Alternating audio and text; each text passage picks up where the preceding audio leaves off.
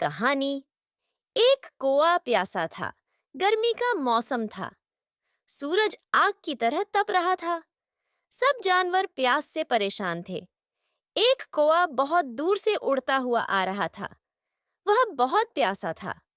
उसका गला सूख रहा था और वह बेचैनी से इधर-उधर उड़ रहा था। कहीं भी पानी नहीं दिख रहा था। अचानक उसे एक बगीचे में एक पुराना मटका दिखाई दिया। वह मटके के पास गया और अंदर झांका। मटके में थोड़ी सी तली में पानी था, लेकिन इतना नीचे कि उसकी चोंच वहां तक नहीं पहुंच पा रही थी। कौवा बहुत चालाक था। वह थोड़ी देर सोचता रहा और फिर उसे एक युक्ति सूझी। पास ही कुछ कंकड़ पड़े थे।